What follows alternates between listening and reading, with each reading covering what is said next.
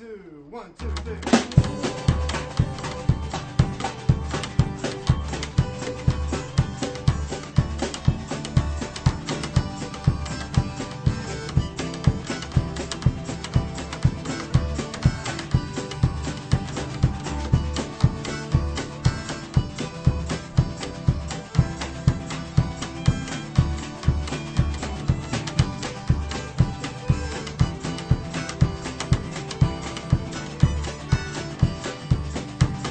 Hello and welcome to Ithaca DSA Presents.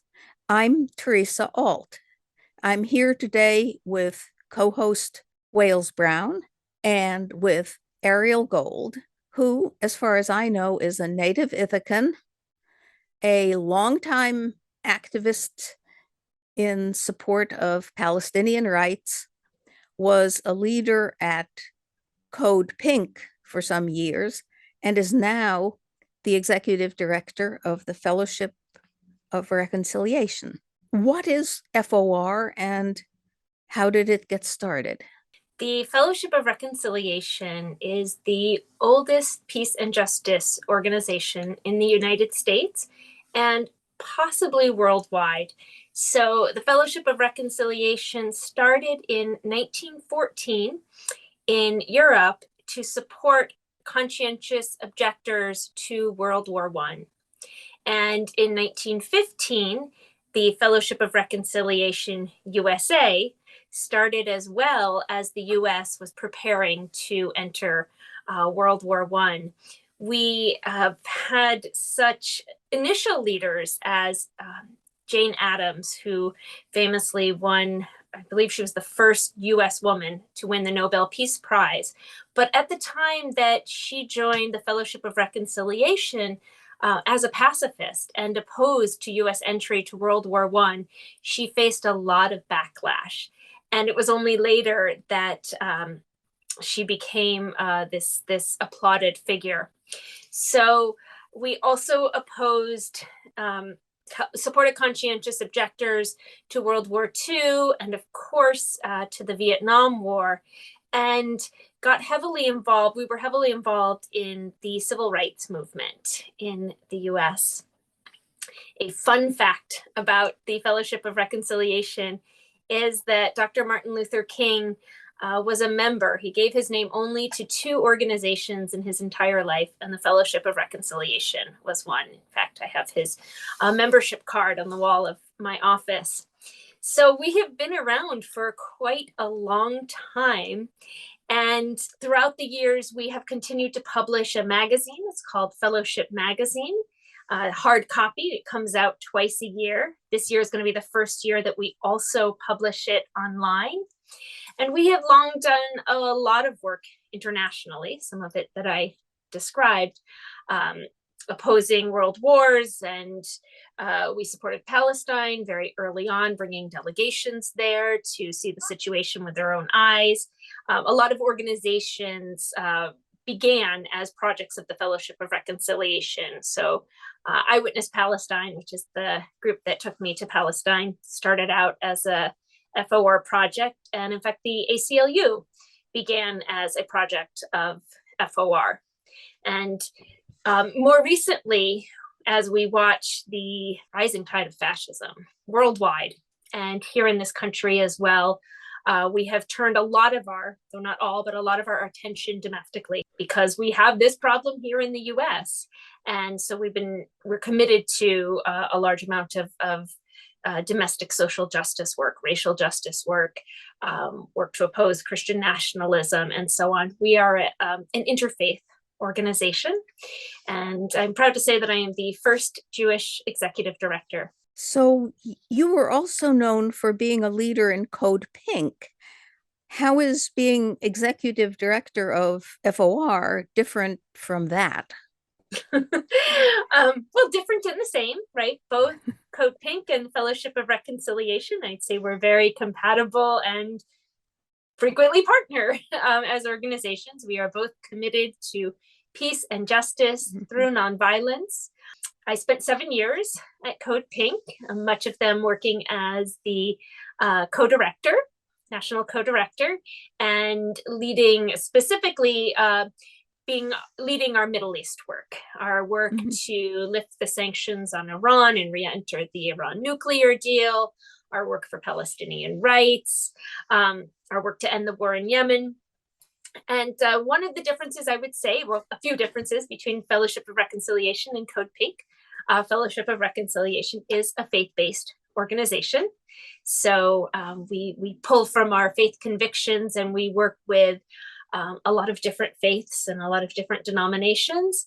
And we look to create a lot of our change from within faith institutions. And I think that's especially important now as Christian nationalism is soaring, as the evangelical movement is taking the Christian faith and using it for purposes of furthering hatred and violence. So we're very committed at this moment to countering that from a faith perspective, to get the message across very strongly that God's voice is not a voice of hatred and not a voice of violence, and that whatever faith you're a part of, what we share is the common desire to live good lives with equality for all and peace in this very, very dangerous world. But I will say, of the connections between the Fellowship of Reconciliation and Code Pink, that just a few weeks ago, Medea Benjamin, who's one of the co-founders of Code Pink, so it was maybe about a month and a half of my starting my new position at Fellowship of Reconciliation, that we published an article together on the war in Ukraine. And it was such a pleasure to collaborate that way. Now, a few days ago, I understood you to say that FOR is a pacifist organization, and there's a distinction between that and nonviolence. Can you say just a word about that? Yeah, so I would say there isn't a distinction. Both are forms of nonviolence. Both are commitments to nonviolence. Pacifism is a deep belief that regardless of any situation, you yourself as an individual do not want to engage in any form of violence. And I want to be really clear that there's a big difference between pacifist with a C or pacifist with an S.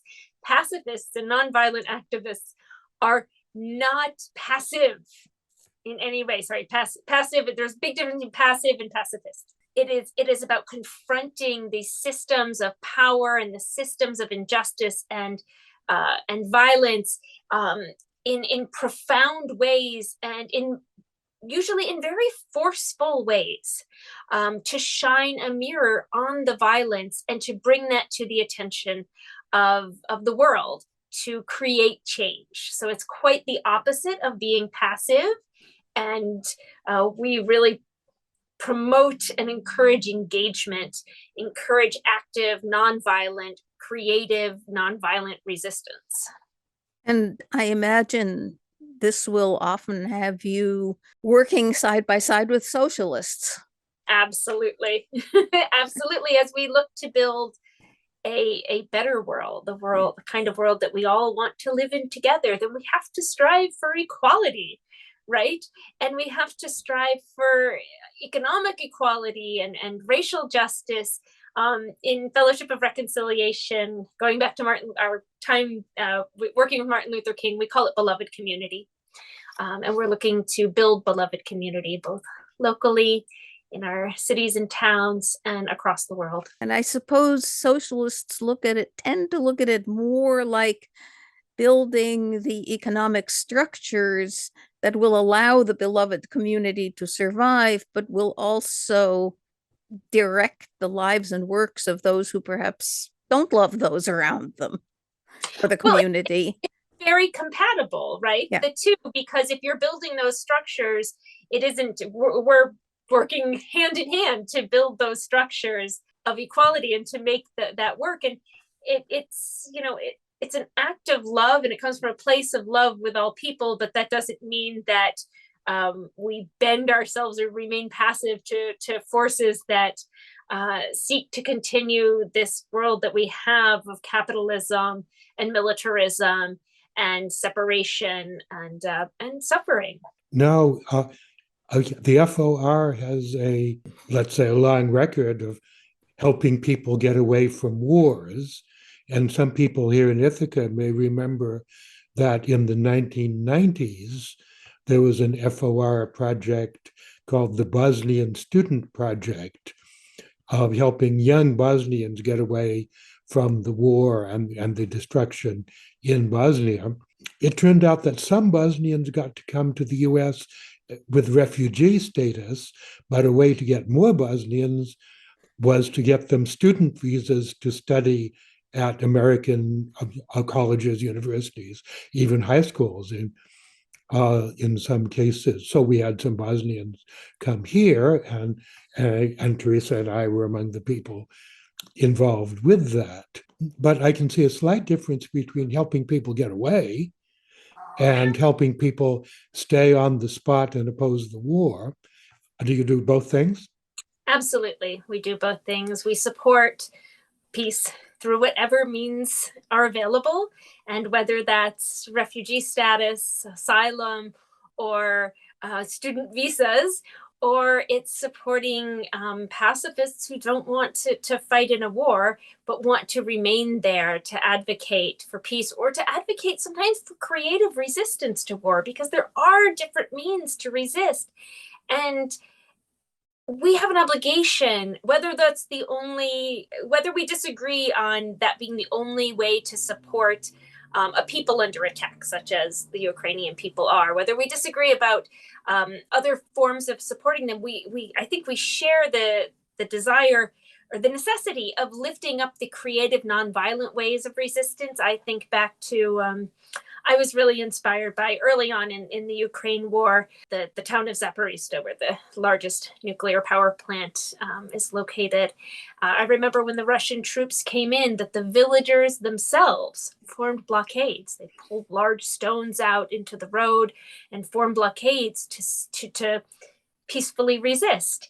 And, of course, they were not ultimately successful, but there's a power there of people, and we have an obligation to lift that up.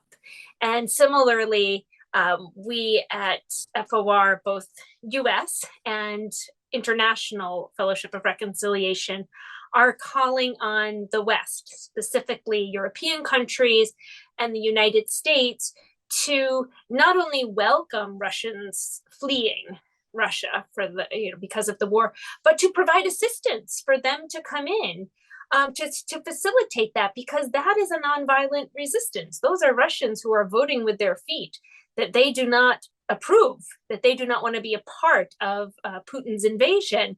And this is an opportunity to lift that up and to expand it. And we can only do that by welcoming them. And instead of welcoming them, Europe has closed much of its doors, most of their doors, and the United States has, done nothing. Well, the United States has such barriers to immigration anyway that doing nothing just leaves the barriers up, I guess.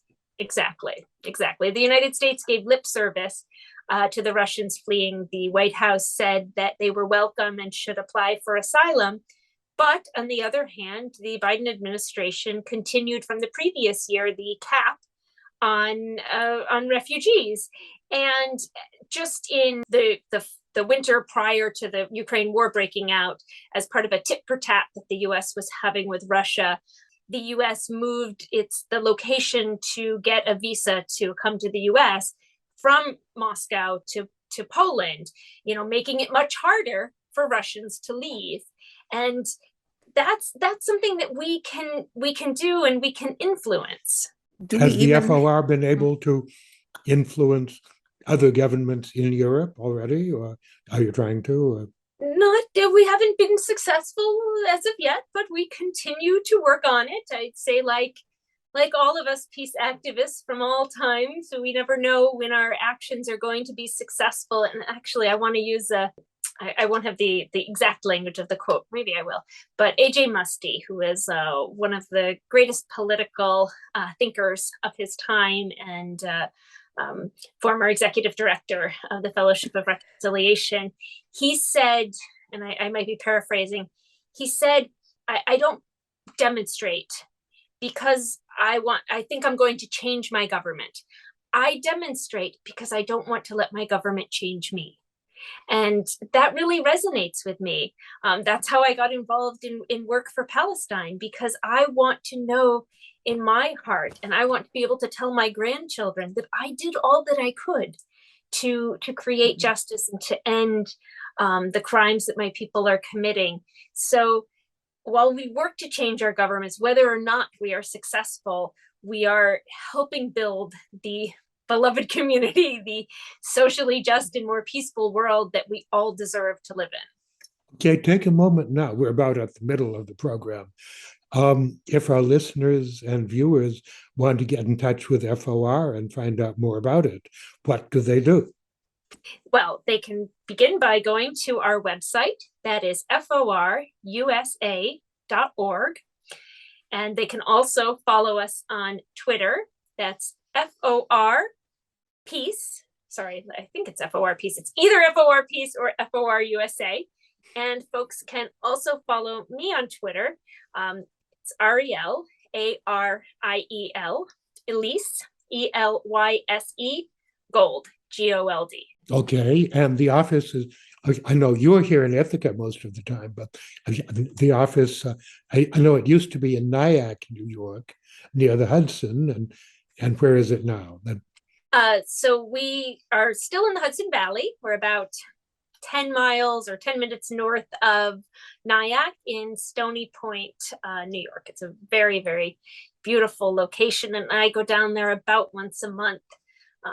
It's a pleasure to get to work with. So some of my coworkers are spread out across the country, and some are in the Hudson Valley. So about once a month, I go down and work in the office, which is such a pleasure. And it's such a historical place because we have all of our old files. In fact, in a kind of a humorous or endearing way, when I moved into my office, in the closet of my office, is the box of files from that the FBI had held during the 1960s on FOR.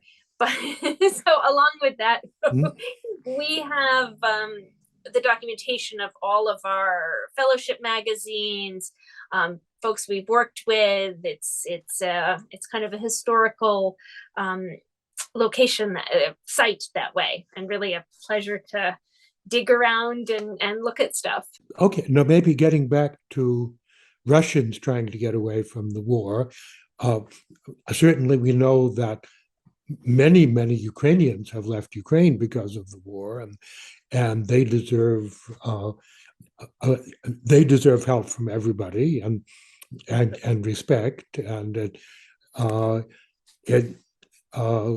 we wouldn't want to re-traumatize them by telling them, as some people in this country believe, oh, your uprising was sponsored by the CIA. I don't think they would enjoy hearing that. Well, but on that point, I think we've heard some fairly compelling evidence from someone who reads Ukrainian sources that probably the CIA could not have started the Maidan uprising, even if American agents claim credit for it. I think that is such a disempowering assertion for Ukrainians, right? That it was the CIA. Of course, I don't mean to deny that the U.S. played a role, that the U.S. funded it. I mean, this is the realities of imperialism, right? Whether it's Russian imperialism or U.S. imperialism or Chinese imperialism, things are funded in a country's interest, right? Things are instigated and funded in a country's interest. And I think in some cases in the what some people call the coup in Ukraine, and as other people, including myself, call the revolution in Ukraine, or regime change in Ukraine versus revolution, that, there's a combination, and I would say likely the role that the U.S. played, as is often the case, empowered the worst of the forces in in that movement, right? Some of the more violent forces, some of the more right-wing forces that played a role, but the movement itself and its as a living orgasm or organism, right? This living movement that's created by the people, and it was the people that rose up. And of course, the U.S. funded efforts because it was in the U.S.'s interest, and that's what the U.S. does. And it's no different than Russia funding interests in communist countries towards their outcome. This is the world we live in. But we also have to empower. We have to give that, recognize the empowerment of people to rise up. Not different than we're watching right now in Iran, right? And the Iranian regime there is saying that the U.S. Is behind this uprising. And I'm sure if the government falls, the U.S. would be thrilled to claim credit for the U.S. uprising, say, see our sanctions, and look, we accomplished regime change. But it's the people. It's the people that are rising up and demanding their dignity. Yeah, this is a different. Both of these are different cases from what happened in Chile, where it really was the CIA and Henry Kissinger that got the Chilean Navy to overthrow Allende. I don't think even if the CIA wants to claim credit for the uprisings in Ukraine, I don't think it can honestly do that. Well, let's look at the difference of, you said the Chilean Navy, right? Yes. That's a military uprising, not really an uprising, a military coup, right? Yeah. But when we're talking about protests that common people are a part of, whether it's Ukraine or like we're seeing right now in Iran, that is a movement. And yes, not to say the CIA doesn't have hands in. We have hands in everywhere we want to, the U.S. But but let's not take that away from the people who work for change. Right. Yeah. Well, I was going to say all the U.S. young men who went to Canada during the and got away from serving in the Vietnam War, I think were fairly influential in bringing the war to an end. I mean, the U.S. was seeing its best and brightest go to Canada, move to Canada, I should say. You would think that Europe could be persuaded, no? It is so unfortunate that they haven't been. And towards the beginning of the war, I forget the person's title, but one of the major leaders of the EU called for Russians to defect and offered asylum. But it has not turned out that way. In fact, while the EU used to offer visa-less travel for Russians, that has been suspended. Finland has capped its entry and closed its doors. And this is the wrong direction to take. This is what prolongs a war. And when we are, let's say, gifted, right? When we are presented, when it falls in our lap, a way to nonviolently, peacefully support civil society's refusal for a war, it's such a loss that the world isn't seizing on that opportunity. Yeah, and it's, as let's emphasize, that would be a nonviolent way, because one of the alternatives that we experienced in Vietnam was that those members of the troops who had not fled to Canada but got caught up in the war were disillusioned and turned to fragging their officers, killing their own officers, which perhaps we will learn is happening in the Russian army too, for all I know. Well, one of the things that we do know about the Russian military and the institution of the Russian draft is that it is the ethnic minorities And it is the more impoverished minorities, the religious minorities, who are receiving a disproportionate amount of draft notices. And these populations are also, as they're more impoverished and located up in the mountains, it's more difficult for them to flee. So we know that they are being disproportionately affected and forced to give their lives, right? And to give their family members for a senseless and dangerous war. I'm glad to see you're on top of the situation, following it carefully.